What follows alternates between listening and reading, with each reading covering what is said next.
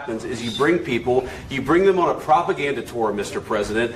Do you disagree that you've had problems bringing people into your military? And do you think that it's respectful to come to the Oval Office of the United States of America and attack the administration that is trying to prevent the destruction of your country? A lot of questions. Let's start from the beginning. Sure. First of all, during the war, everybody has problems. Even you, but you have nice ocean and don't feel now, but you will feel it in the future. God bless. You don't know that. God bless. God bless. You will not have a war. Don't tell us what we're going to feel. We're trying to solve a problem. Don't tell us what we're going to feel. I'm not telling you. Because you're in no position to dictate that. That's exactly what you're doing. You're in no position to dictate what we're going to feel. We're going to feel very good. You will feel influence. We're going to feel very good and very strong. You will feel influence. You're right now not in a very good position. You've allowed yourself to be in a very bad position, and he happens to be right about it. From the very beginning of the war. You're not in a good position. You don't have the cards right now. With us, you start having cards. Right now, you don't. You're playing cards. You're playing cards. You're gambling with the lives of millions of people. You're gambling with World War III. You're gambling with World War III. And what you're doing is very disrespectful to the country, this country. That's back to you far more than a lot of people said they should have. Have you said thank you once? This entire meeting? No, in this entire meeting, have you said thank you? You went to Pennsylvania and campaigned for the opposition in October. Offer some words of appreciation for the United States of America and the president who's trying to save your country. Please, you think that if you will speak very loudly about the war, you can... He's not speaking loudly. He's not speaking loudly. Your country is in big trouble. Can I Wait a minute. No, you've done a lot of talking. Your country is in big trouble. I know. You're not winning. You're not winning this. You have a damn good chance of coming out okay because of us. I haven't seen the Oval Office. I haven't seen the Oval Office that disrespected since Bill Clinton was. Yeah, that was a meme or something I saw. Like, who's more disrespectful over the Oval Office, Monica Lewinsky or Zelensky? Yeah.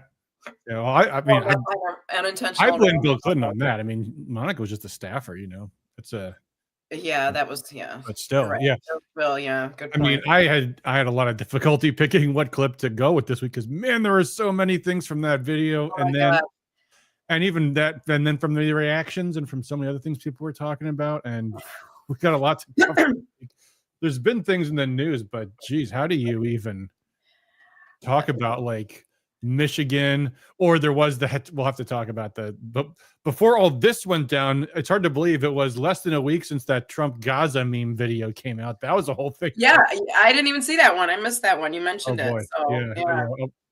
We'll play it at some point, but first, geez, oh boy. So I sent out an email today.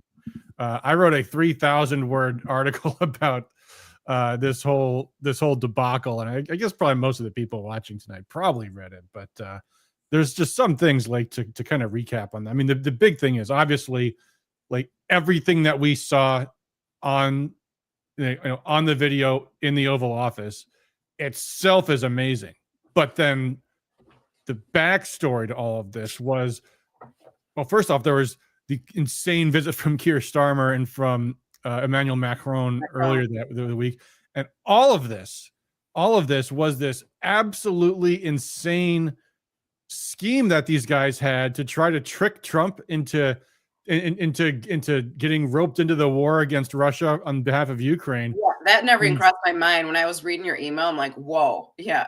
That's what this whole minerals deal was all about. Was we got to get some way to get Trump to want to go to war with the Russians. I know we'll tell him he can have our natural resources and stuff, and that way he won't want the Russians to have it. He'll want it, and then and I think Trump did an amazing job of convincing these morons that he was really falling for it. like the whole, oh yeah, we'll do a minerals deal. Yeah, no problem. This will be great. This will be amazing. Yeah, and then like when the details of this deal started to come out, it was so like first Ukraine says no. And then Trump gives them an almost even worse deal. He's like, okay, well, here's the deal.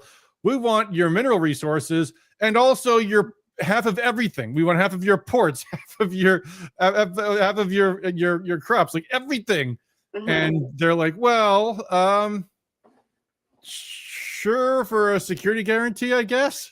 He's like, and, no. and Zelensky really didn't want to. And then that Boris Johnson intervened again. Remember, Boris it was like two months in, way back in the beginning. You would think Zelensky would know not to trust Boris Johnson by now. Oh my God.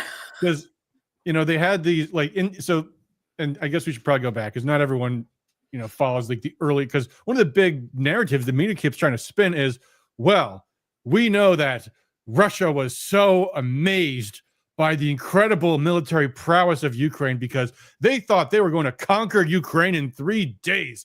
And then the Ukrainians held their ground and fought them out of Kyiv and blah, blah, blah. And all this was just a complete, utter BS. Like, not a single Russian official ever said that they were expecting to take Ukraine in 3 days. That was what Mark Milley's line was. And instead... White rage Milley. Yeah. But instead, Russia's angle was, we're not trying to take over Ukraine. We're trying to force them to the negotiating table, which they had. And they were like, in Istanbul, like, okay, we're going to negotiate this deal. In Turkey. And the deal was like, great for Ukraine. It was like, okay, you're not going to get Crimea back, which they were never going to get back. But they're like, you can have all of the territories back. All you got to do is not join NATO. That's it. So you're not going to would have gotten all their land back. And they were like this close to doing it. And then Boris Johnson flies in. No. Trust us. This will go great. And somehow, 1 million dead Ukrainians later, and Boris Johnson's like, no, take the deal. Let me go in there again. Yeah. And the crazy thing is, this time, Boris Johnson might have actually been right, because all someone's going to do is sign the damn piece of paper. Like, at the end of the day, all this whole meeting was really about was Trump wanted Zelensky to show him a little respect. Like, that was it. Like, that was his. Well, everyone's saying like, dude, did you read the book? Did you just read the book before you come in there? Right. Well, Zelensky is so coked out of his mind. He thinks he's like the better deal maker. Oh yeah, he's a big cokehead. I didn't know that. Yeah, he is. Oh yeah, people have been talking about that for years, and he acts like one. I mean, you saw in the interview, you could see, or in the the thing at the Oval Office, he was fidgeting. He was, it was crazy. Hey Stephanie, good to see you guys, and Kelly and Randy and Tim and everybody. Anyway, and folks on Rumble too, we see you there too. By the way, do I happen to look any sharper tonight than usual, guys? And I'm not talking about my shirt. Every girl's crazy about a sharp dress. I'm not talking about my shirt, although I am rocking the Washington Republican Club shirt. But no, I mean like literally my camera, because I have lived here for 12 years and had no access to. There's no Comcast here. Like, I live too far from any Comcast. They finally sent me a piece of junk mail saying, hey, we are available in your area. And I've been through this with them before, but I was like, let's try it again. Sure. So I called them up. They finally were available. I finally have high-speed internet here. So you used to tether in on your phone, right?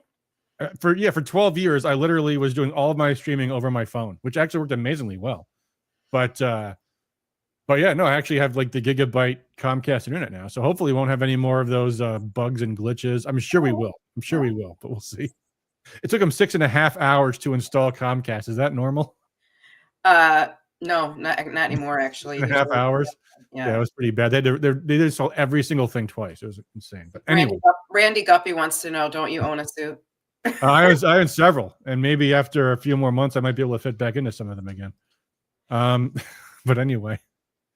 You're right. My bill is crazy. I don't have any pay channels at all. Like, yeah. Well, I don't have any TV at all. I only have internet, but which is fine. But I expect it will go up anyway at some point. But I got rid of TV, but then I had to get it back for Michigan football. Huh? I said I gotten rid of it when Fox News fired Tucker, and then it lasted. That was like May, and then it came to be September, and I'm like, I have to watch football, so I had to get TV. Yeah, just go someplace. Yeah, I know. It's not the same. I know. Yeah. Anyway, so of course, well, I don't want to recount my entire article blow by blow, but if you haven't seen it, which you should, because it's great. It's on the homepage of the Washington. I've gotten a lot of attaboys for it already, like substantially more than I usually do. when I do my emails. But yeah, there's the article. I don't want advantage, I want peace. And of course, that comes right from the thing that Trump said, like right after Zelensky left. Like he just got this out the door like immediately. This statement on Truth Social, which he even posted on X. We had a very meaningful meeting in the White House today. Much was learned that could never be understood without conversation under such fire and pressure. That's an interesting choice of words right there. I wonder if he means understood by him or by the American people. I think Trump was still not entirely sure what the measure of Zelensky was until that moment happened, where it was like, oh, and I think it did. See, that's why I say that was the turning point, because now Trump's mind is made up. It's final. He's met with the Russians a couple of times now, or his staff has. He knows they are not budging on the territories. They are not budging on trying to do a ceasefire. I'm sure they told him like exactly what was going on if he didn't already know. And he now can see with absolute clarity. The Russians have been completely honest about everything this entire time, and Zelensky is a dirty, stinking liar who constantly moves the goalpost and cannot be trusted and cannot be relied upon for anything. Interesting. And here's what he says. It's amazing when it comes out through emotion. And I have determined that President Zelensky is not ready for peace if America is involved. And because he feels our government gives him a big advantage in negotiations. Yeah, because peace means capitulation. Like, that's the thing that the Europeans can't seem to understand, or they do, but they can't admit it. The media can't understand it. They can't admit it because they can't admit that we've lost a war. I mean, technically the Ukrainians lost it, but we put all of this into this is all sunken costs. It's a proxy war. Yeah, for sure. And I mean, can you imagine being a citizen in Britain or France? Well, they're not citizens, they're subjects. Those pathetic people. But can you imagine did you see he met with King Charles too today? Oh, Trump met with Charles today? I didn't know that was today. No. Zelensky. Oh, Zelensky did, yeah. Well, yeah. I knew they had this ridiculous summit in Britain today. Can you imagine being a British subject? Or do they call them citizens in France? I don't think they do. I don't know what they call them. Oh, can you imagine being a Frenchie and like all your president's talking about all day long is Ukraine. Just as your economy is collapsing, your country is deindustrializing. Candace Owens exposed your wife as a yeah. I mean, it could be worse. It could be like your prime minister turns out to be Fidel Castro's love child or something like that. Oh wait, he was in London today. He was there. Oh, Justin was there. Yeah. It's funny because it's like they didn't even think, and maybe it's because they already know, like the whole world is over this crap. Like they didn't even bother inviting anyone from Asia or the Middle East or even Africa or Brazil. Nobody. It's all just these European losers, and they're in complete denial of what's going on. It's funny. There's actually a little group of people that are even worse. That's the three Chihuahuas, the Baltic states. The Europeans didn't even invite them, and they're like NATO members, and they didn't even invite them to come to the European. They're like, that's how insignificant they are. It's all just coping and seething, and it's so pathetic, and it's not going to work. It's not going to work.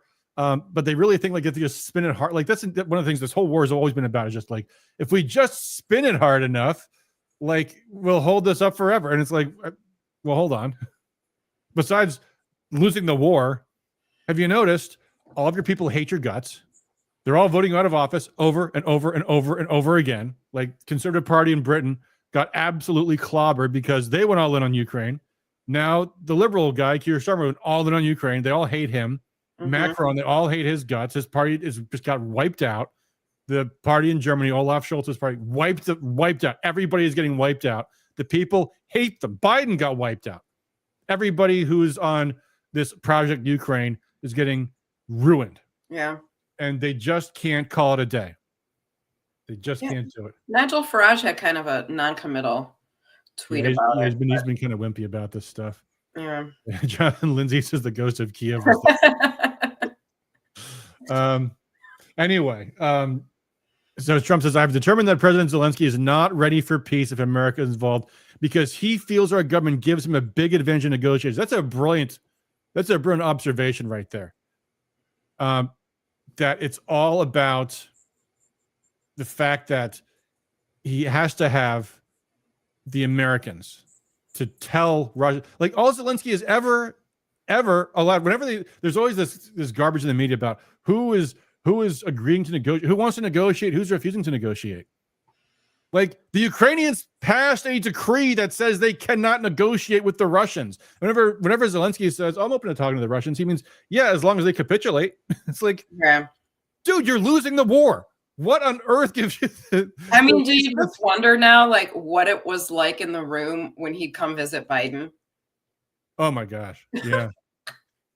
Like, was Biden, I mean, anyway. Well, but I mean, it was the same with Netanyahu too. Maybe like, it was Biden would grumble and bitch and complain and do whatever he was told. Maybe it wasn't Hunter's Coke at the White House. Maybe it was Zelensky's. Yeah. I'm sure they did a couple of lines together. Anyway, he says, I don't, so this is Trump. And this is a very amazing comment from Trump. I don't want advantage. Have you heard Trump say that? I want peace. Yeah. I mean, this is, again, these European people, they all, these and we all know people like this. They don't know anything. They think they know everything.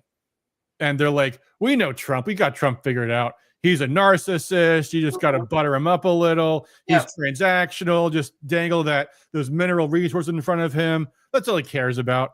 And he's like, no, I don't want advantage. I want peace. Like, that's what he wants to be. Like, this is his legacy term. He wants to be remembered as a peacemaker. And then Trump says Zelensky, he disrespected the United States of America and its cherished Oval Office. He can come back when he's ready for peace, meaning not for a long time. Yeah. So, I mean, just monumental. Just unbelievable. I couldn't believe what was happening. Yeah, we got to do probably a little bit of watching some clips of this stuff. I do have the clips here. Did you see the clip of them playing Uno? And he's like, you don't have the cards. And Trump has like one Uno card. He's ready to put the card. No, I didn't see that one. That's hilarious. And then one time they're playing Risk. Yeah. Yeah. The moment, and the other thing too is the media keeps trying to give this spin on this, like, they ambushed Zelensky. Like, Trump.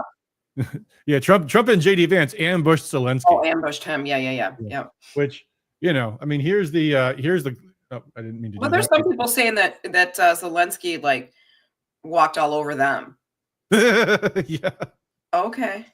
I mean, the bottom line is, like, I've talked about this kind of thing before, but especially in politics, people can be delusional, and when the thing you're psychologically, emotionally invested in shatters, all you can do is just go completely hallucinating, and that's what they're doing. That's what the Europeans did in that stupid little summit they had today. That's the the Democrats are doing. The Democrats, there was news reports saying that Zelensky met with them. They came out and said they met with them. Yeah, they met with Zelensky before they went to the White House and gave him a pep talk. Yeah. Oh, okay. Good job, guys. Good job. It's going to be an absolutely incredible State of the Union on Tuesday. We should probably cover that live, shouldn't we? A live State of the Union watch party. I mean, our event's going to end at 8:30. I mean, I can be home by 9. That's the same night, isn't it? Shoot. Yeah, I know, but I'll be home by 9. I mean, what time's the State of the Union? You know what time it starts? No, it starts at 9. Mm-hmm. Maybe you have to leave early or something. I don't know. Yeah, if you want, leave early, and then we can. Yeah, it's going to be absolutely amazing. And by the way, I'm calling it the State of the Union. I don't care what the media says. They're like, oh, you don't actually call the first address of the term doesn't get to be called the State of the Union. It's such bullshit. They're doing that just because they want to diminish from the gravitas of the address. What is this supposed to be called? Just an address to Congress. It's stupid. I know. They always did in the first term. Oh yeah, Michael Pilabosian says Suburban Collection MIGOP event in Novi. Yeah. Well, I tried doing a live stream from the Suburban Collection in the past. It didn't work out very well. No, that didn't work. I would love to do it, but I'd rather watch it at my own house. But yeah.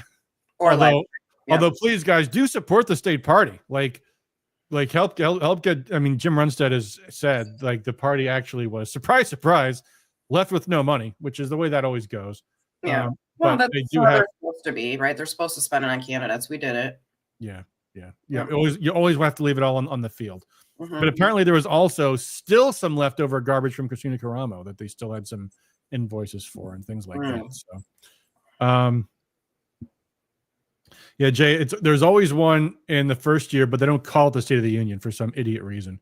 And even in Joe Biden's first term, they didn't call it the State of the Union address. But you know that even though when's the last time we had a president with non-consecutive terms? What was that, Grover Cleveland? Like 100 plus years ago? Probably wasn't even televised.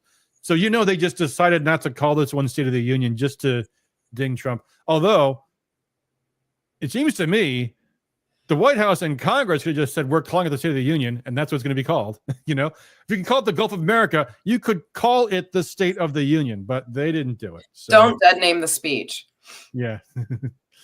John C. King says, Michigan's own Mike Rogers is giving the reply. Or is that someone no different than Mike Rogers? You know, didn't Gretchen Whitmer give the State of the Union rebuttal a few years ago? I think she did, like 2020. Did she? Yeah, Michigan, for some reason, Democrats have a habit of having. Slotkin is doing it. Slotkin's doing it on Wednesday. Yeah, that's what the joke was. Yeah, he's talking about Slotkin. Yeah, the blueberry. Yeah, presidential address to joint session of Congress or some gibberish like that. Heather says Michigan doesn't send our best. We sure don't. How embarrassing. Yeah. Slotkin and Rogers and Peters and who was the other one? Stabenow. The renaming of building, Stabenow. Yeah, it's also second confirms Cleveland State of the Union was not televised. Thank you, Dan. Well, it's probably still named, but I don't know if it was called that or not. I don't know when they started that tradition. Jason Stacy Abrams in a rebuttal slap. So I guess the idea behind having Slotkin do it is because Slotkin's like positioning herself as a moderate, quote unquote, moderate Democrat. But I don't know. We should. I'm not going to do it because I'm not going to bother watching it. But it would be amusing just to like count the number of times she smirks when she gives her speech, or like does that little weird that neck shake she does when she's trying to act like dismissive. That'd be weird. Tim says, did they ever find the missing computers from the Christina Cromwell period? Gretchen did. I don't know what that means. Did they find the missing computers? I don't know. Probably not. There says, I hope she wears the. Yeah, she looks like. Yeah. So speaking of news, yeah, she looked like Blueberry from Willy Wonka. Yeah, Whitmer didn't wear her blue dress for the State of the State address. That was this past week. With her belly button showing. No, she had on a pothole looking. Anna had a funny tweet comparing her to a pothole. I didn't watch it. I did. Not all of it, but. Oh, yeah. Did she say anything remotely interesting? Stop. Ladies, don't ever do that stuff to your face. And men, too, for that matter. What's like, that? Whatever Whitmer, she can't stop filling her face with stuff. Botox and filler. And Botox. Yeah, Botox. Her lips are like all crazy. Like, just don't do it. Yeah. And if you have friends that are doing it, have an intervention with them. Yeah. I don't know. I knew a girl once that got lots of Botox, and I didn't want to argue with her about it, like, because, whatever. Anyway, yeah, Heather says she talked about boys not launching. What's that a reference to? I don't get it. Boys not launching? It must have misspoke or something. I don't know. Well, anyway, yeah, a bunch of gibberish I don't pay any attention to. Because like I said, in I think one of our emails, no one paid any attention to the State of the State address. Speaking of that, that was that was an earlier kind of spicy email I kicked out this week. Here's a question for you. Failure to launch. Okay, there we go. Boys have a failure to launch. Yeah. Yeah, Whitmer I heard she was really like talking down to people, like telling people how to be. A lot of that was going on, like not about what the state's doing for them, but what they need to do. Very obnoxious and condescending. Yeah. But anyway, so one of the big things the Republicans are pushing back on is that Whitmer still has not called a special election for the 35th state. Yeah, that was Wednesday, the protest, and during the day, right? Oh, did you go to that, or did you see anything about it? I didn't. I saw pictures posted, but I did see that you said, why didn't they go to Saginaw? Well, I should say, now I know because I worked in Lansing. You really do. I mean, it's to be expected that you actually do go to the State of the State address. Typically, every member gets one guest, and that's like a thing. Like, I remember like Rep. Riley brought Bill Galling, the owner of the Galling Auto Dealership, to the state of the state. So, it's like a thing. You take some muckety muck from your district to the thing. It's like an honorific and all that kind of stuff. I get that. Although that was when Snyder was governor, not Whitmer. But still, I mean, you could say, okay, all the retiring lawmakers don't need to go. Go to Midland and Bay and Saginaw instead. If you had any significant share of like the 58 Republican House reps and 18 Republican senators plus some staffers, and you put like 100 people on the ground in the district on the day, and then just give one of them a camera and had them do their rebuttal from, Bay City, that'd have been awesome. Because that's where the swing is, like Midland's always been kind of conservative. Saginaw is pretty liberal. The city is, not the surrounding county. But Bay City is blue collar, and they were until recently Democrat, and they've been turning Republican. And that's where, I forget the name, starts with a B. One of the state reps took that seat back from, originally had been a Democrat seat. Vanessa Garrett used to have that seat, I think. No, maybe she was Saginaw. Well, anyway, that was where they flipped a seat, and that's where they're thinking they might flip another seat. If you have all these Republicans coming out saying, yeah, we actually care about you guys, tell us what you want us to do in Lansing, we're here for you, like that'd have been awesome. Yeah. But instead, they took people out of the district and brought them to Lansing for their. And the amazing thing to me is, like, strategically, these lawmakers see these protests at the Capitol day after day after day after day. There are, you wouldn't notice if you don't like work in Lansing, groups organize on the Capitol lawn all the time. And every day, lawmakers walk right past them and ignore them, unless, like, every once in a while, it's like a cause they support, and then they'll want to, come up and speak and say hello, and you guys are so great, and blah blah blah blah. But when it's like a Democrat group, Republicans just walk right by. They don't give a flying rat's ass, because guess what? They're in Lansing, not knocking on doors in the district, so they don't care. So you think, why do we bring people to come to that? I don't know. Well, that would have been a good idea. Yeah, it would have been. Well, if she thought it was a safety, she would call the election. Oh yeah, absolutely. Right. She called the ones down here in State House 25 and Ron Singer. I mean, she called those, right? Like, quickly for the State House last year. Like this time last year, I was door knocking every weekend for State House 25. Yeah. All right. Anyway, should I play this clip, or should we? Because now you had mentioned there's something else I want to talk about with the state. We can get back to the State House later. Anyway, let's. Here's Zelenskyy called Vance a bitch. Well, I heard that allegation. Allegation. I should. Yeah. Actually, in that cold open clip, it was right there. And it was. I mean, you could not hear it. Like, I played the clip back over and over again, and all I could hear was a little. Mm-hmm. It's coming out of like only one speaker, which his voice other times was not. So, I mean, even like the Russian Telegram channel say we can't confirm that that's what he actually said. That's just a rumor they started. But even still, I mean, you could still see it was like in his spirit. So yeah, here let's. No, it's not quite this early. Although, what's this? Oh, I'm gonna play. When he says things that are demonstrably false on such an important topic. Well, we actually spoke to him about that yesterday, and we thought they took it very, very much to speak their mind. Even if we in this room disagree with them, they have the right to speak their mind in the public square, which is often online these days. And we're going to defend that right as it pertains to American companies and American citizens vigorously if we have to. I do think that under the president's leadership, we're going to find common ground with our friends in the UK on this question, but it remains to be seen. The principle that will guide us is we believe in free speech in this country, and we'll fight for it for American citizens. So that was not the clip I was going to go to, but since we're here, I mean, first off, I love him. First off, just in this one meeting, he did more with the president than Kamala ever did with Joe Biden. And then the Democrats tried to make it seem like she was qualified to be president when he kept her away like at all times. She was like, because he didn't want her to be a rival to him. Mm-hmm. And they had to do this completely. It was so preposterous.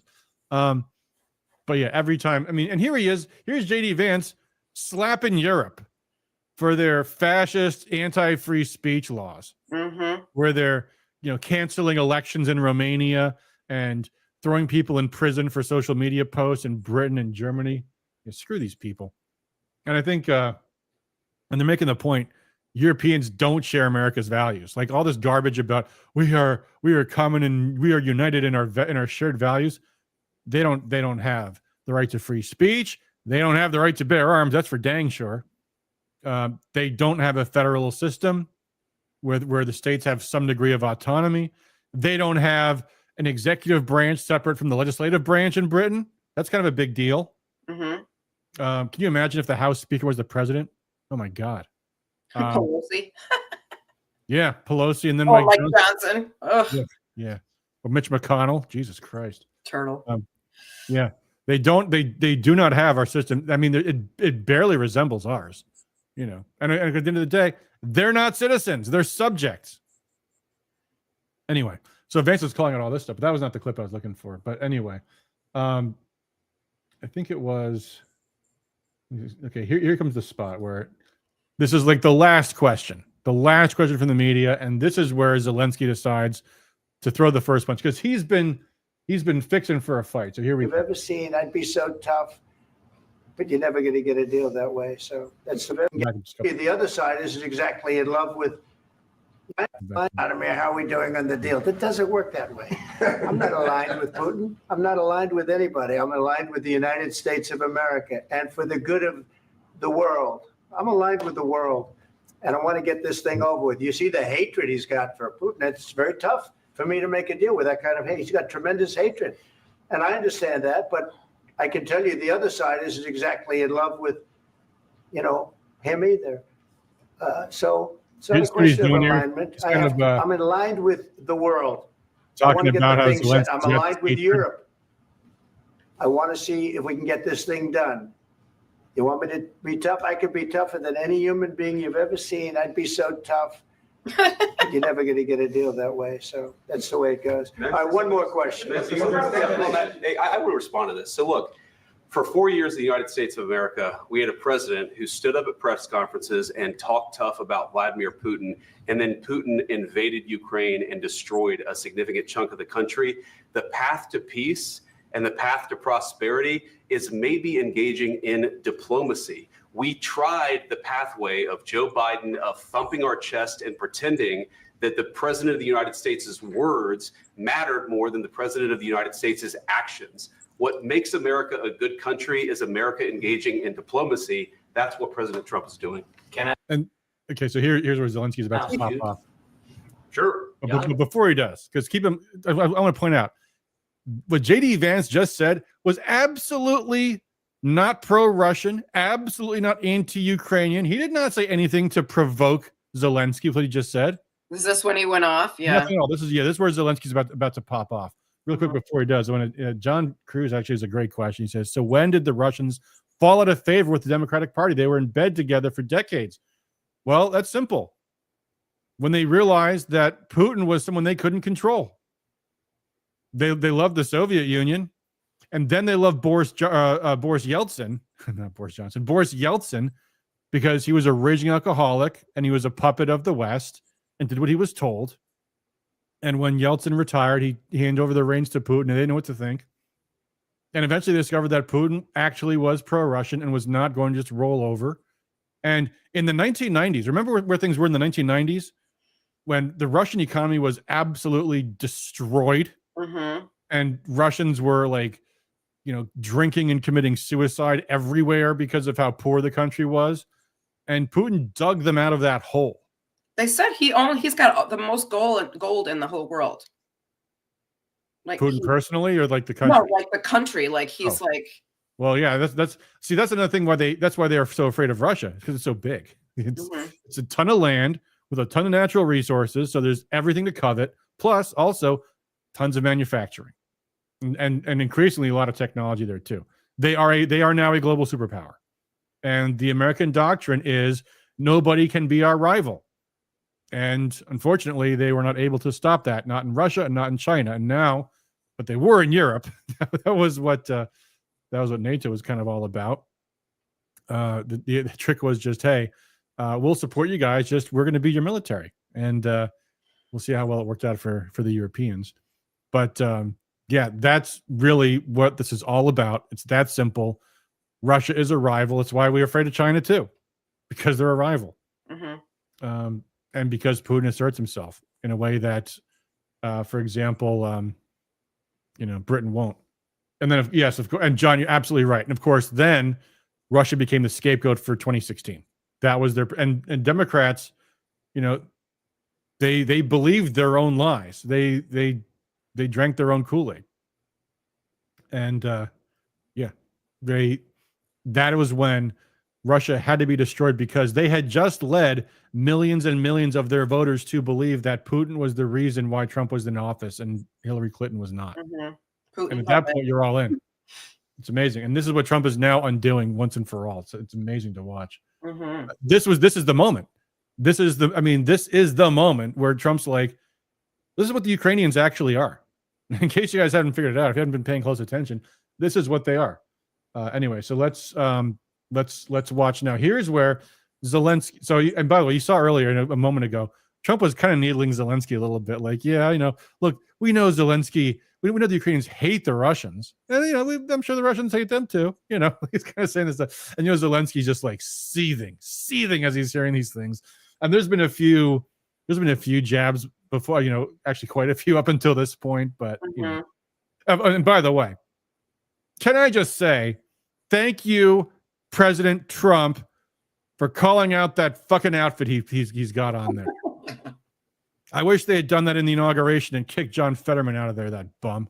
But I've seen occasionally him right when he showed up in this town car or whatever. He showed up and he's like, "Oh, you dressed up today."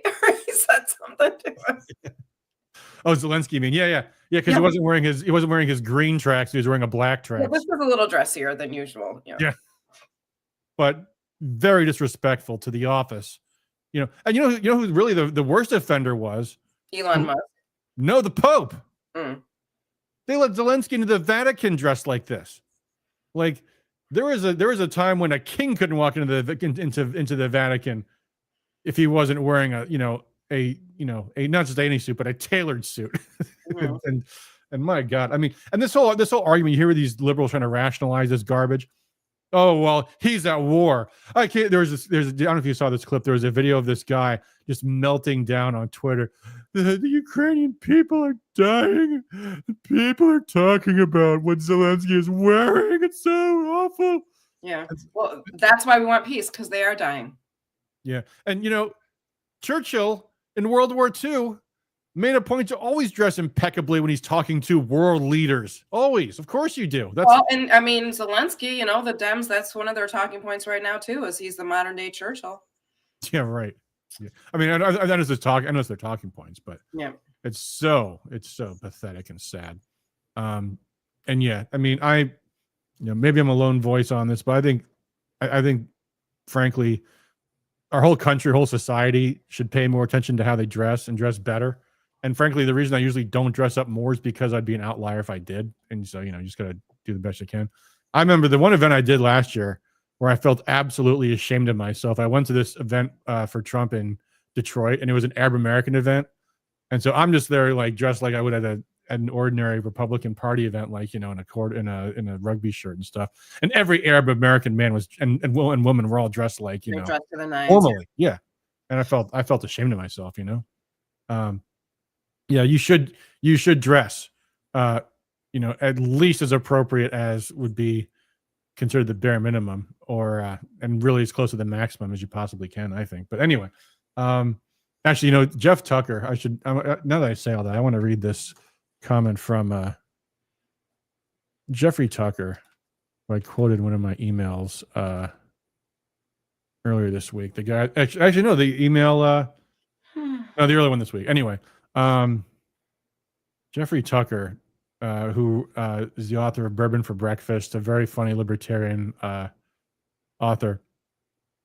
This is what he writes in this article. He says, "There are." Hold on, let me pull up the whole article. That's not the article. I've got it here. Let me read this. He said, "Oh, come on." All right, never mind. He says, "There is clothes for public consumption, clothing in which you present yourself to others and thereby convey an elevated message about yourself. Clothes you wear to work, to the store, out in the town, weddings, churches, parties, wherever people are going to see you.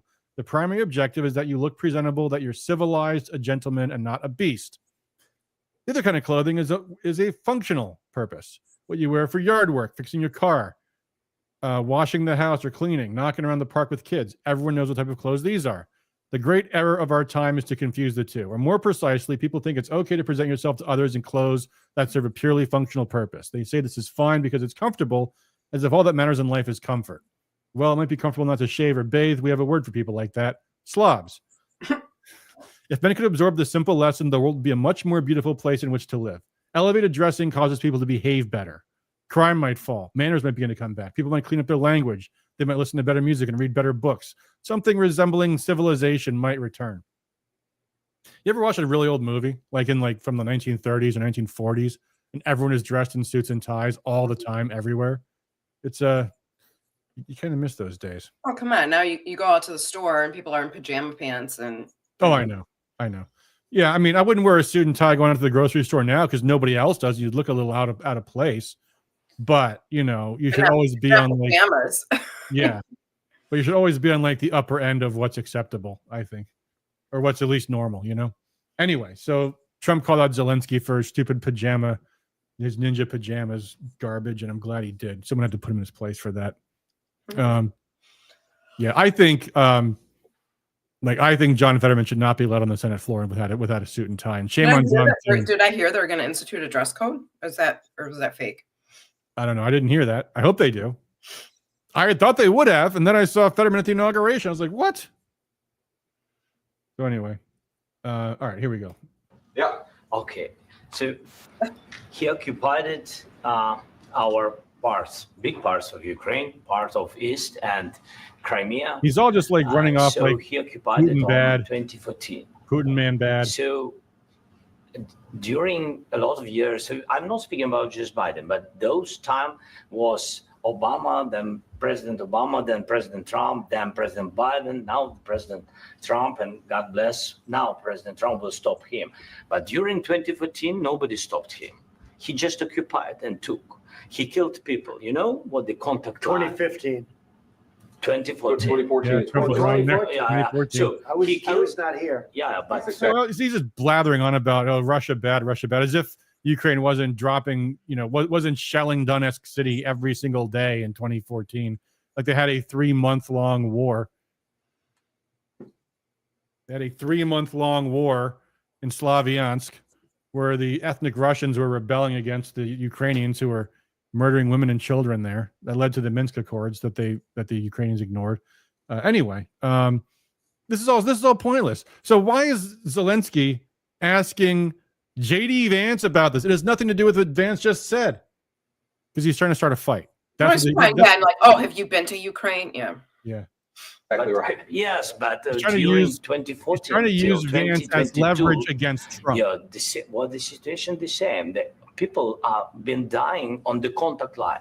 Nobody stopped him.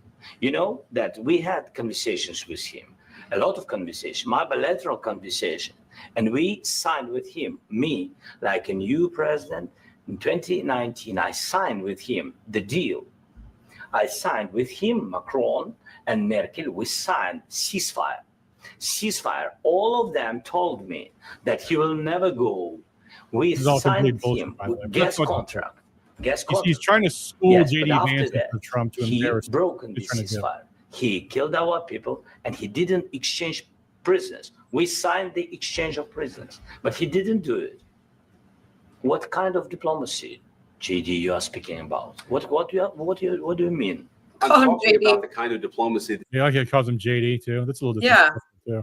Well, I don't know too much about. I still got to research it a little bit, but I was watching Viva Barnes just before this, and according to Barnes, it was Ukraine that is the one who broke every agreement. Everything Zelenskyy said there was a lie, but that's not even the important thing. The important thing is he's speaking out of turn, because what he's trying to do is he's trying to get JD Vance to look bad in front of his boss, so that he can use Vance as leverage over Trump.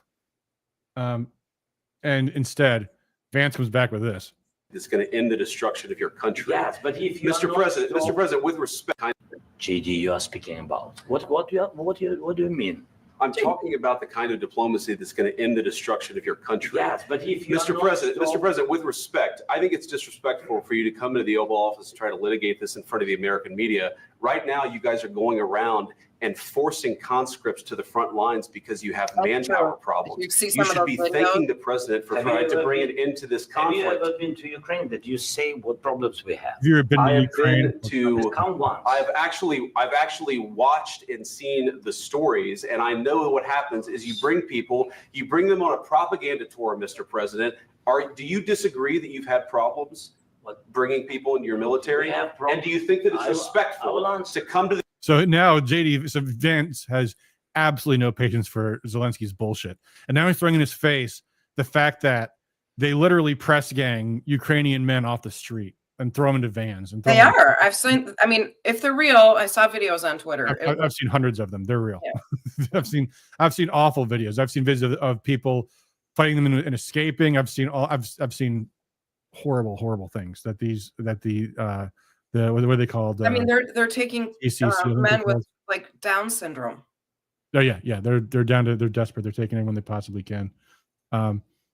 But anyway, so here goes JD. The Oval Office of the United States of America and attack the administration that is trying to prevent the destruction of your country. A lot of questions. Let's start from the beginning. Sure. First of all, during the war, everybody has problems. Even you, but you have nice ocean and don't feel now. This is a but threat. This is absolutely a threat. You will feel it in the future. God bless. You don't know that. God bless. Now this is where Trump comes in. He's like, All right. no, you You ain't. start threatening us. This is where now it's over. Zelensky just threatened Trump. Yeah. Oh, you got a nice ocean there. Well, you know what? The threat you're gonna be facing some pressure soon yourself. That's what Zelensky said. God bless. You will not have a war. Don't tell us what we're going to feel. We're trying to solve a problem. Don't tell us what we're going to feel. I'm not telling you. Because you're in no position to dictate. You don't have the Remember card. what you're in no. Yeah, he's throwing the D word around, dictating. You're in no position to dictate.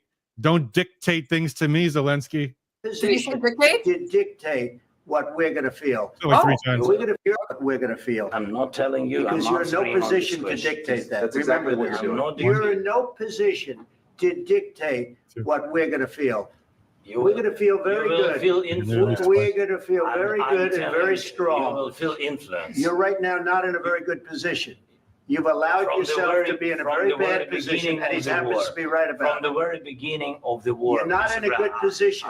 You don't have the cards right now. With us, you start having cards.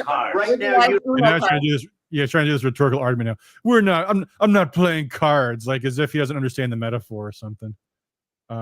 Yeah, Mark Ashley Price says it's okay to call him the vice president, to call the vice president JD because he's only the vice president. Yeah, but when you're in a tense situation, you want to defuse that by being as respectful as you can be, not calling him JD. You don't have to call people sir, but you do when you're trying to, sir, please calm down, because you're trying to show respect, Anyway. You're playing cards. You're playing cards. You're gambling with the lives of millions of people. You're gambling with World War III. You're gambling with World War III. And what you're doing is very disrespectful to the country, this country. That's back to you. Far more than a lot of people said they should have. Have you said thank you once? This entire meeting? No, in this entire meeting, have you said thank you? This You one I went was to kind of like, Pennsylvania this and was a little campaigned for mafia to me.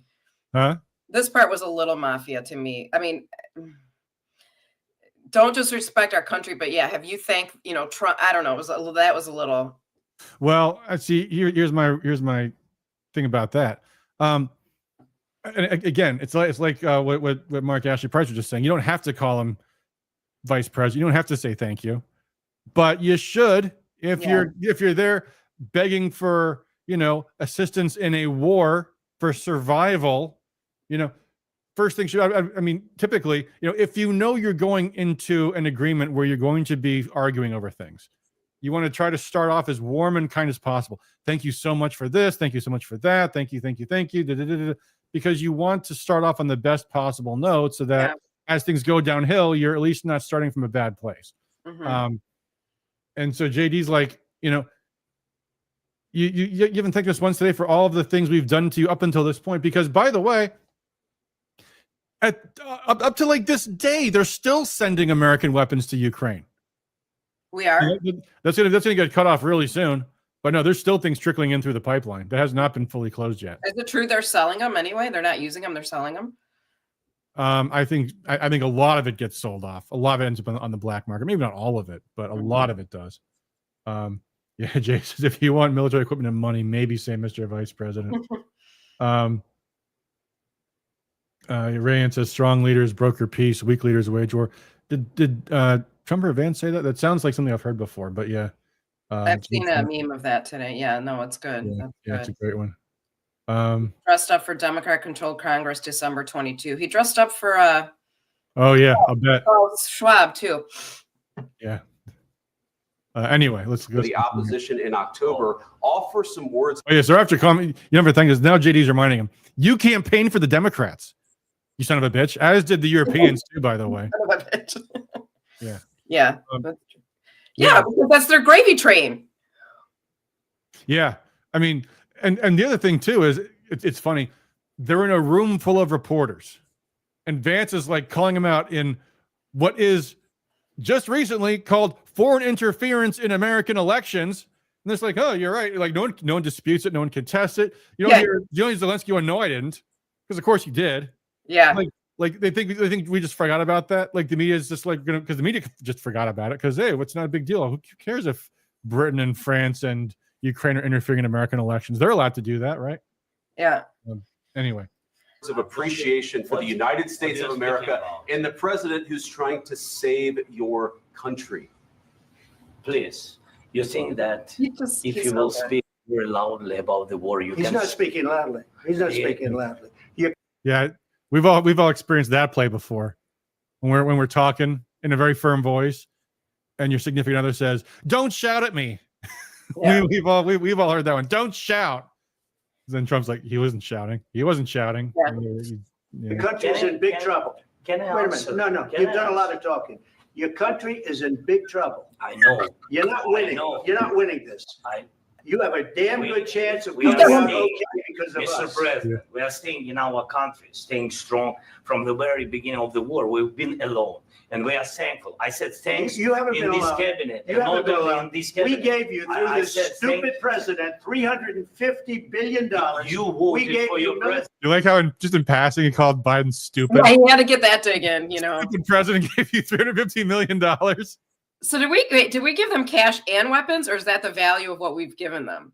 I think it's mostly weapons, but I think it's some financial aid too. I think. Okay. But I mean, it's never like cold cash. It goes to like, you know, quote unquote NGOs, non-governmental entities that are funded by government. Yeah. Mark says, I hope Vance would be better than Pence. I think I think we've decided. I think. Yeah. Then he said he followed up because remember Pence? LOL. Yeah. And then Jay says this is painful to watch. Well, I normally don't like watching cringy conflict type stuff. I'm really laughing a lot more like the second time around. I don't know, just watching Trump, like he's killing me. Yeah.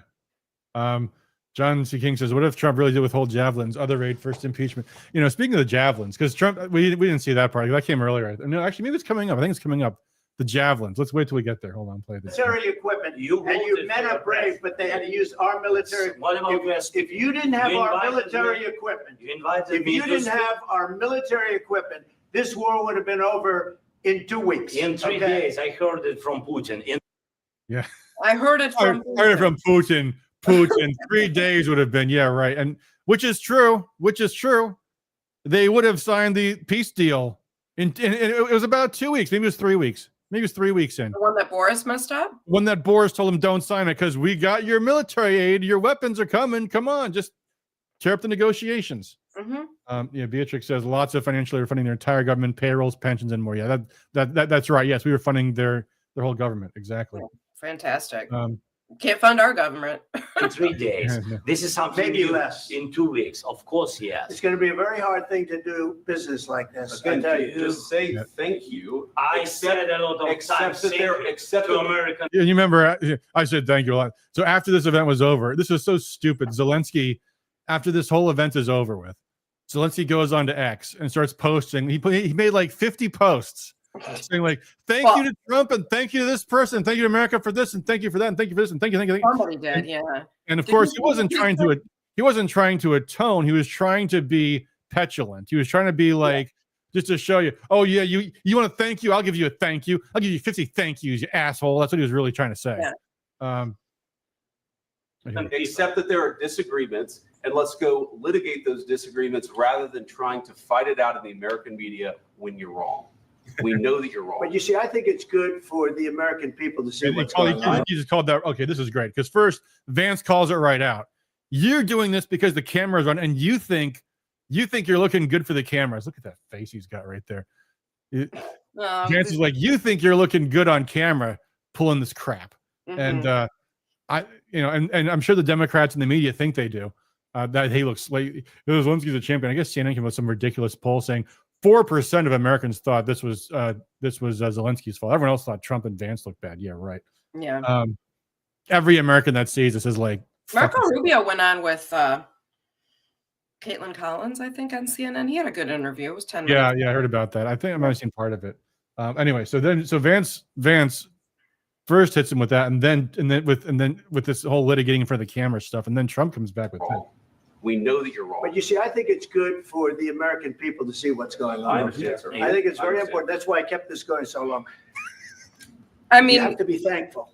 You don't have the cards. You're buried there. Your people are dying. You're running low on soldiers. Listen, you're running low on soldiers. It would be a damn good thing. And then you tell us, I don't want a ceasefire. I don't want a ceasefire. I want to go and I want this.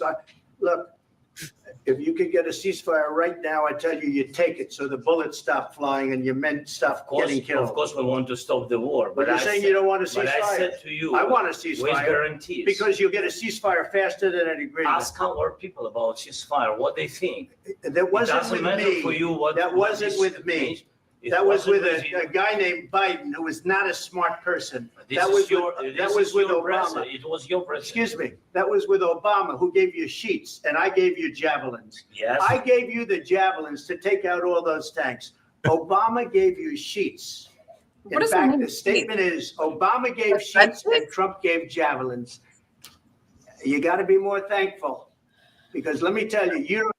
Yeah. Chris says the liberal means twisting, of course. Yeah, well, of course, because what else are they going to do? What are the Democrats going to do? Oh yeah, actually, Trump really won the day there. Not going to say that. But I mean, sorry. So the javelins didn't have any effect in the war whatsoever. They were like one of 100 wonder weapons that ended up doing nothing for the Ukrainians, the HIMARS, all the rest. But it's still funny though, because at the end of the day, what's Zelensky going to do? Attack the javelins? Oh, the javelins, they were nothing compared to the Russian Iskanders and but Trump has Zelensky now. Like now he's just kicking the corpse. Yeah, we gave you all these things, you fucking ingrate. We gave you this. American taxpayers gave you javelins, we gave you tanks, we gave you all these things, artillery shells, training. And this is how you disrespect us. Yeah, Rayan says that you're right. It's funny the second time around. Yeah, the first time I was mortified, but I'm like, what is happening? But this time I'm like, and plus now I'm visualizing them with Uno cards in their hands. Yeah. So. Oh, when we end the stream, I've got a clip. You will want to put the kids to bed before we play it out, and I'll say no more about that until the time comes. But just to warn you, is it Zelensky dancing? No, it's actually this very exchange, but with some different words being said. Oh, okay. Anyway, all right. We don't have the cards. With us, you have the cards, but without us, you don't have any cards. One more question to Mr. Vice President. I'm sorry. It's going to be a tough deal to make because the attitudes have to change. Oh, by the way, tough deal to make. Look at him. Mr. Vice President. Oh, hang on. Yeah, he goes. The attitude. I heard that this champion. The attitude have to change. He's like, oh. Yeah, the attitudes have to change. That's a brilliant line. That's exactly there right. Was one of them. Zelensky's attitude is, "I will not negotiate." Who as Beatrix just pointed out, he passed a law. I believe actually a decree that no one is. I think there's a law plus a decree that he banned himself from negotiating with Russia.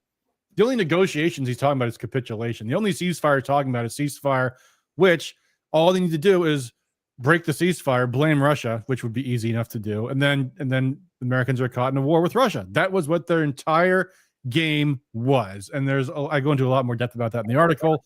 That's what Keir Starmer was trying to do. That's what Emmanuel Macron was trying to do. The whole name of the game was get Trump sucked into Russia. And they thought they had him. Mm-hmm. And then because they want to bring down his entire presidency. Yeah, right? yeah, they wanted to suck us into Ukraine, and they wanted to fuck over Trump. Yeah, and that's all they would have to do. And they knew that. But the only problem was they could not get Trump, not writing or even verbally, to say, I promise I'll support you guys if you get in trouble. Because originally they were like, we're going to do this. They had this whole crazy idea that they would have a NATO UN peacekeeping force.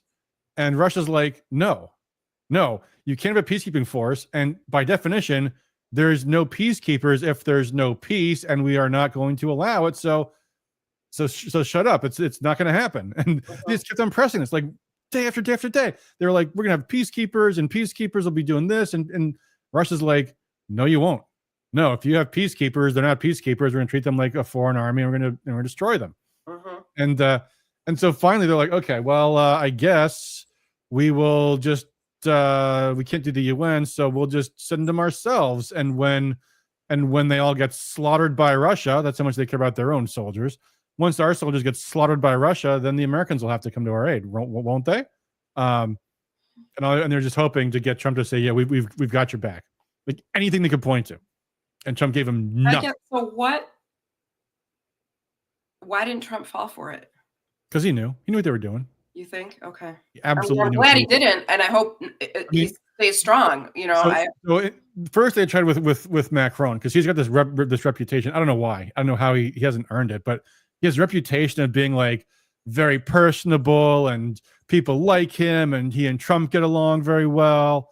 And so he's gonna be the good cop, and then Starmer's gonna be like the bad cop, or like Macron would open the door, and then Starmer, who's a lawyer, would be more to getting the agreement, because typically you think of a contract as a written contract that's signed, but in law, if you can prove it, a handshake can be a contract. And that's what Starmer was trying to do. And remember what Trump said when he was meeting with Starmer the other day.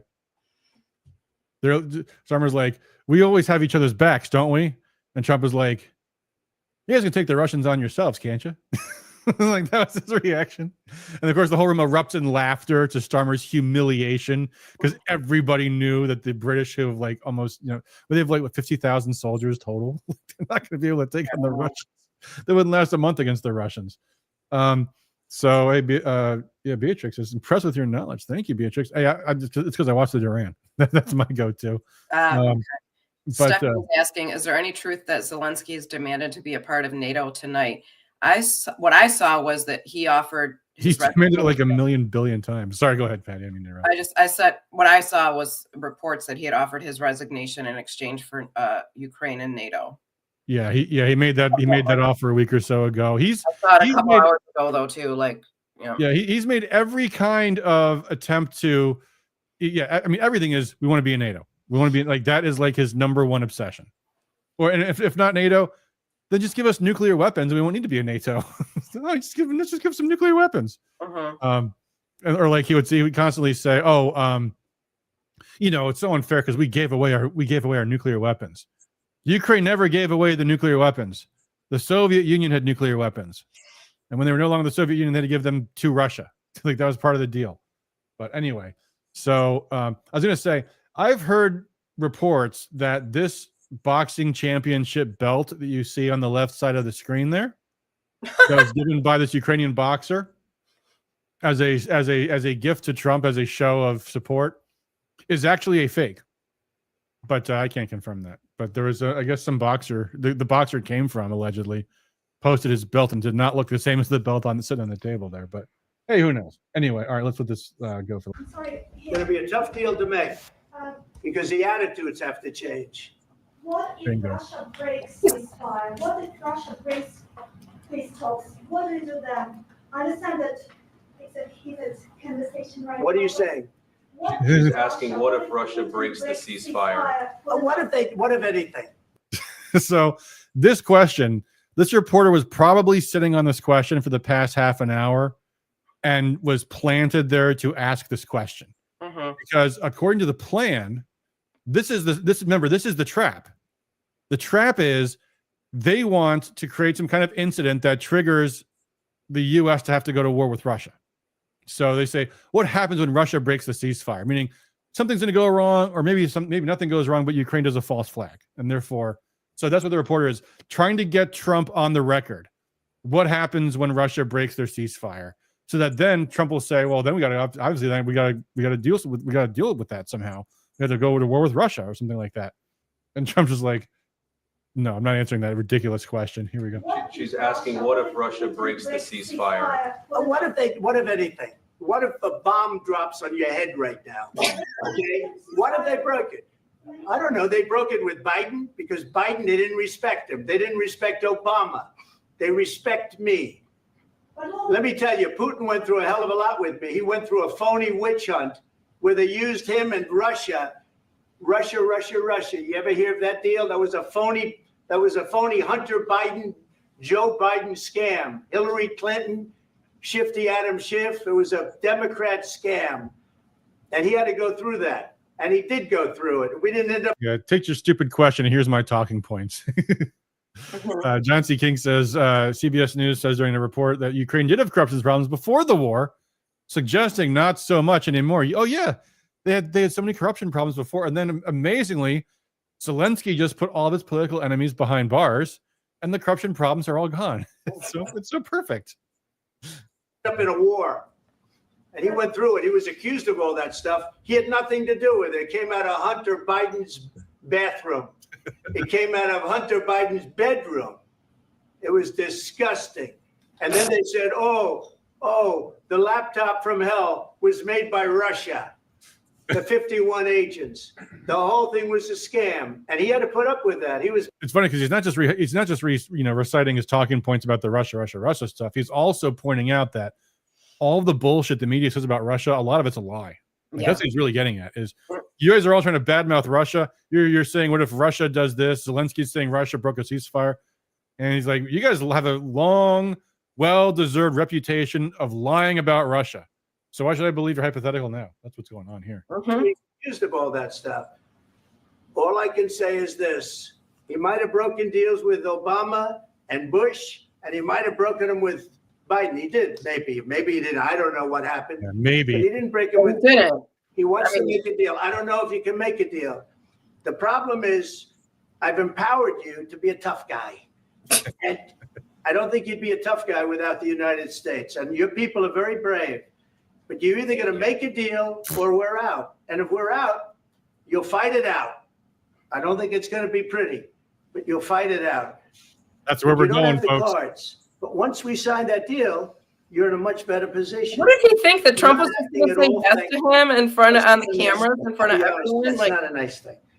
All right, I think we've seen enough. What do you think? Huh? This is going to be great television. I will say that. I mean, remember people saying it was all of it.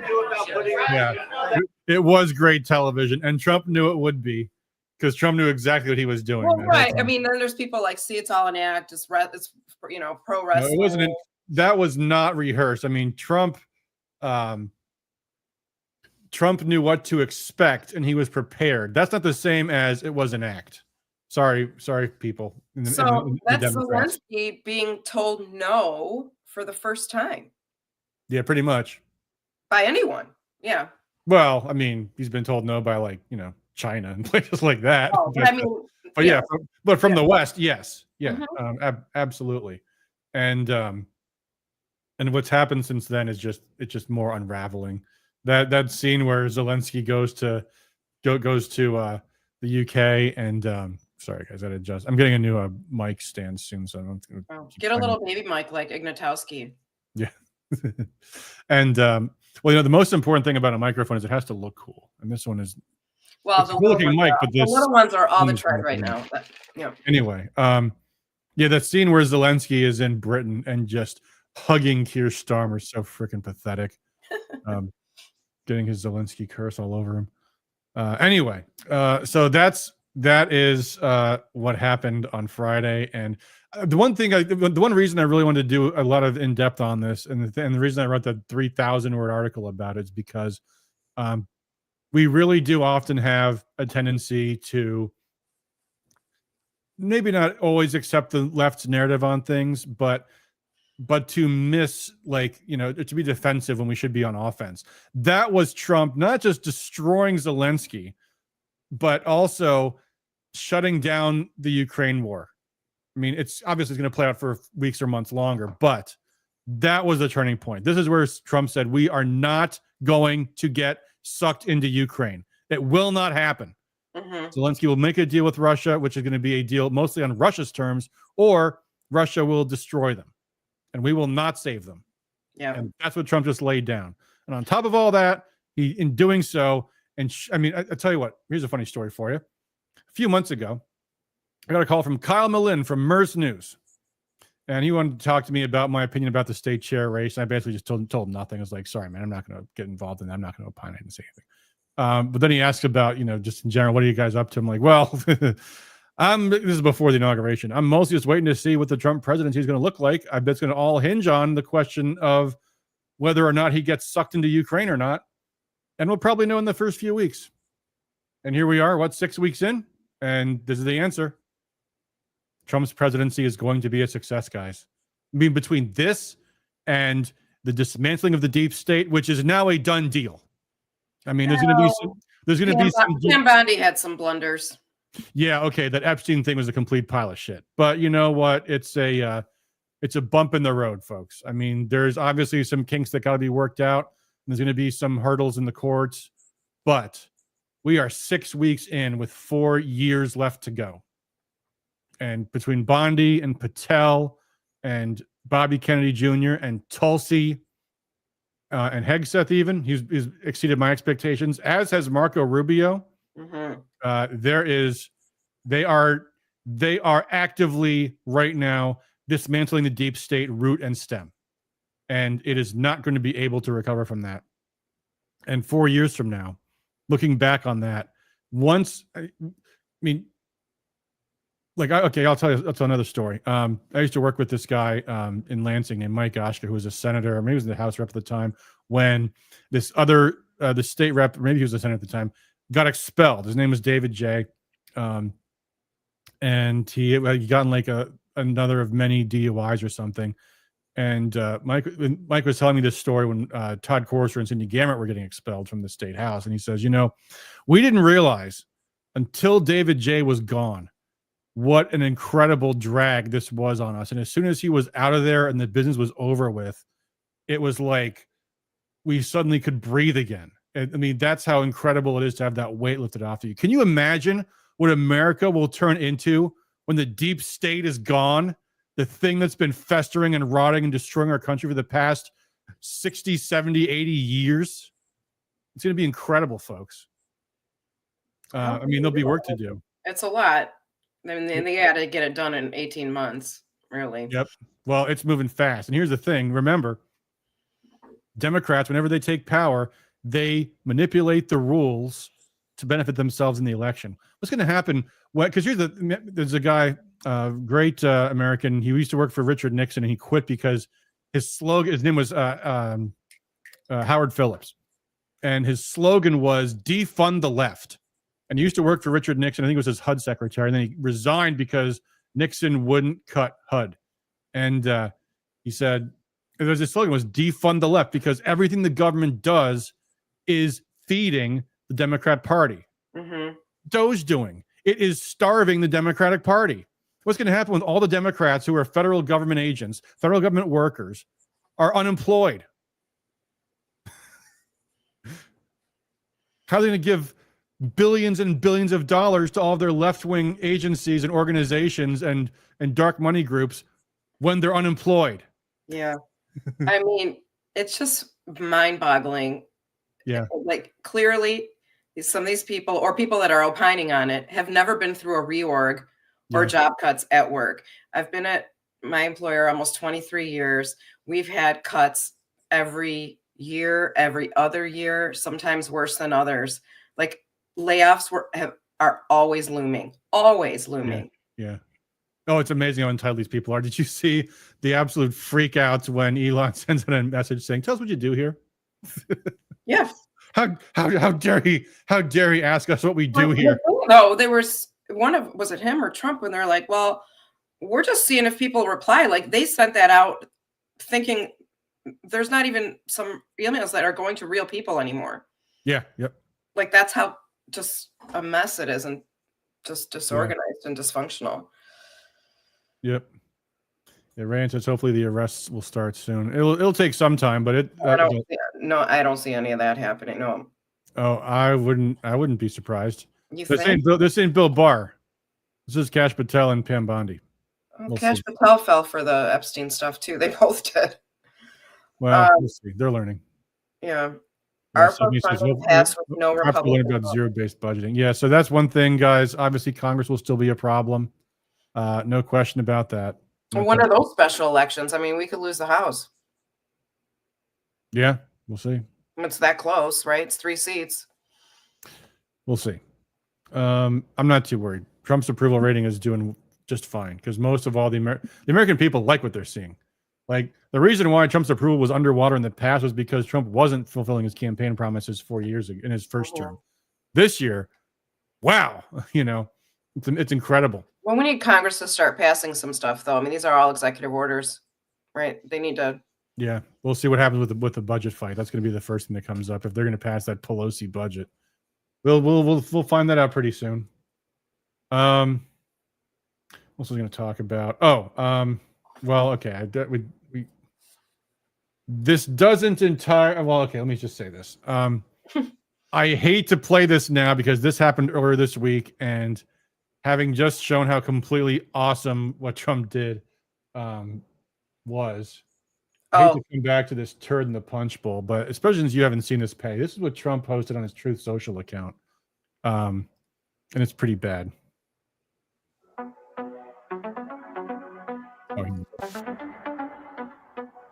It's an AI video. Donald is coming to set you free, bringing the light for all to see. No more tunnels, no more fear. Trump Gaza is finally. Yes, those were bearded women in bikinis. Shining bright, golden future, a brand new life. Feast and dance, the deal is done. Trump Gaza, #1. Trump Gaza, shining bright, golden future, a brand new life. Feast and dance, the deal is done. Trump Gaza, #1. Trump Gaza. So there you go. That was Trump and Benjamin Netanyahu in Speedos on a beach in Gaza. Apparently, the people that made this video were actually angry that Trump reposted it because it was supposed to be satirical and caustic, and not like something that Trump was going to actually. Well, that's why he did it then, I guess, just to kind of shove it at him. Well, maybe so. And I get that, and 5G chats and all that kind of stuff, but sometimes you have to take things at face value. And Beatrix did yes, he really did post that on his Truth Social page, without comment. He just posted it, and the thing is, it's like the old Norm Macdonald joke. You spend your whole life helping people. You work for charity. You're a firefighter. You save children from burning buildings. You just have sex with one goat, and everybody just knows you as the guy that's the goat fucker. Good deeds don't wash away bad, and I'm sorry, but that video was appalling. Yeah, and horrible. And you have to remember, they are still pulling the bodies of dead children out of the rubble in Gaza, and to post like, Teehee will turn Gaza into the new Levantine Riviera, where Trump and Netanyahu will be chilling on a beach with trannies. It is just not cool. And he probably didn't even watch it. Yeah, maybe. Unfortunately, that happened this week. Hopefully, it blows over. But I feel compelled sometimes when Trump does really bad things to call him out for it. So that because I wish more people would, so he'd stop doing the bad things. Mm-hmm. But nevertheless, I think still overall, I'd still have to say this week was so good for Trump that it overwhelmingly overwhelms the scandal that video caused. But it does make it like there are Arab Americans who will be who recoiled in horror when they saw that. And to the extent we have a task of winning over them, which we should be able to do since Trump actually is bringing peace to the Middle East, why he would make that more difficult, I don't understand at all. So we'll see. We'll see, guys. We shall see what happens with those Epstein files too. Hopefully that stuff all comes out soon. Couple of quick announcements, and I guess we'll call it a stream. So first off, I do have some news for what Rescue Michigan's going to be up to. Because we've been kind of quiet lately, honestly. I feel like weeks have gone by where I've done barely any emails. But there's two things I want to do a lot with. One is this case of Christopher Sher, the police officer whose murder trial is coming up for the act of protecting his own life from a suspect armed with a deadly weapon. I've talked about that on the stream before. I will be talking a lot more about that soon. So that is coming up. The other thing I think, as far as, and that there is, believe it or not, legislation to be involved in that. So stay tuned for more about that. The other thing is there's a bill in the House to repeal the governor's law, the recent law the Democrats just passed, to allow the state to override local zoning laws to put in wind and solar all over the place, which has nothing to do with the fact there happens to be a gigantic solar farm going up across the street from my house. That's just a coincidence. I'll do this anyway, because honestly, this is an issue the Democrats have absolutely infuriated local governments about. So we'll be talking more about that soon. The other thing is we recently, maybe it was 4 weeks ago now, we interviewed, it was the weekend after the inauguration, so probably 5 weeks ago. We interviewed Jeremy Rogers, one of the January 6th demonstrators that was pardoned by Trump. And I meant to post this a week or so ago, but Jeremy has a Give, Send, Go page up, and I wanted to share it with you guys because you can support him that way. So let me open that up now. Hold on. Gotta close some things here, because if I do it this way, the address doesn't pop up. So let me exit out of that and bring it back on as a window. I think that will do the trick. And there it is. That's his address if you want to support Jeremy Rogers. And please do, because we got to stick together, folks. GiveSendGo.com/GET95. I'm not sure what that stands for, but that's what it is. GiveSendGo.com/GET95. So if you want to help out Jeremy, who's gotten the pardon, but nevertheless whose life has been broadly destroyed by legal fees, you can support him there. Also, another one of our own has come under fire from the weaponized legal system, and that is Scott McMahon, who has been charged by Dana Nessel for having not lived at the address where he filed the run for county commission. Scott maintains his total innocence over this. He says he did live at that address. He was at the time going through a divorce. It was the address where he was filed the run is a home that he owns, that he paid for, where he and his mother live. And that at the moment of his filing, he lived both at that address and at the marital home where he no longer lives. He now lives there full time, 100% of the time. But perhaps because Scott McMahon has been outspoken about the Lapeer County Library, the one incidentally named for my great-grandmother, Marguerite D'Angeli, distributing radical transgender child pornography at it, that Dana Nessel has brought these charges against him.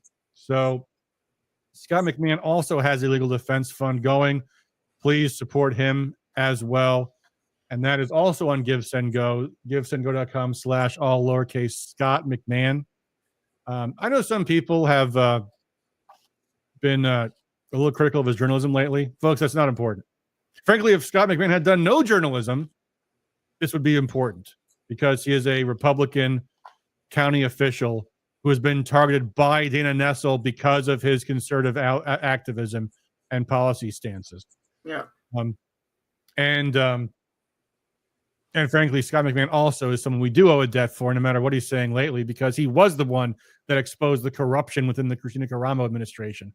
So if you're glad that we won Michigan for Donald Trump last year, which Scott had a big part in, please do help him out. He needs our help. GiveSendGo.com/all lowercase Scott McMahon. And yes, Chris Gursky, lawfare it is. Yeah. Steph Jacobson says, can you tell the people that the Grand New Party is coming to the Iron Pig downtown in Gaylord on March 15th for a Patriots Vindicated event with January 6th and Whitmer kidnapping hoax victims? Should be an awesome time. So there you go. I assume it's gnppac.org, I think, or if not, .com. And there you go. March 15th, Patriots Vindicated event, January 6th. And of course, Patty, you have, well, we both are doing an event along with Matt Wilk and the Northville Republican Club Tuesday. And Kelly and Kelly Powell, right? Oh, yeah. South Line Republican Club as well. Mm-hmm. And that is with Secretary John Posthumous talking about how he can protect elections by an initiative to bring back a voter ID requirement. So that is Tuesday. And yep. I know we have on our website, we did finally put up an RSVP. If you go to WashingtonGOPclub.com, you click on the events link and it pops right up. And it's free for Washington Club members, or $10 if it's not. But also, and maybe, Pat, do you have the link handy for the other pages? I can try to find it right now. But a member of any of those 4 clubs can get in for free. So whether you're a member of the Canton, Plymouth, and I'm sorry, the Plymouth, Northville, South Lyon, or Washtenaw Republican clubs, all members come free, or else it's $10 at the door. Yeah. And that is at Tuesday at the Northville Community Center in downtown Northville. Registration at 6:30, starts at 7, promptly done at 8:30, so you can be home in time to watch the State of the Union or the joint address to Congress. I say it's State of the Union. But I guess, well, Trump hasn't really staked out that claim, but whatever. State of the Union it is. So did I say I'm committing to doing a stream that night? I guess I did. You said maybe. Yes, Heather, Matt Wilk was in the Detroit News op-ed this weekend with Caitlin Buss. Oh, yeah. They, 4 different school districts have filed complaints with the Office of Civil Rights for violations of Title IX. Yes. Criticized for COVID remarks. There's the first one for Matt. Yep. Well, good for him. And good for him for speaking about that, too. Yeah. He was right. Yep. They're filing suits. They're filing not suits, complaints. With the federal government for Title IX violations. So there you go, folks. I am sure they will have a template for people to use in the future. But the long and the short of it is, you saw a few weeks ago when Trump destroyed the governor of Maine for saying he wasn't going to abide by the federal rules over DEI and transgenderism. Like, okay, well, you're going to lose your federal funding then. Yep. And Title IX is real, and women fought for a long time to get it passed to protect girls' sports. Yeah. I mean, to see women go against it, I just don't understand. Well, it's because they're delusional Democrats, and they just go with what they're told to think. Yeah. Chris, the schools aren't giving up their illegals. But we're in the cult. We're the ones that are orange cult followers. Yeah. That's how that goes. Mm-hmm. John says Prop 2 and a few years ago fooled the majority of the people. Yes, it did. Yeah, it did.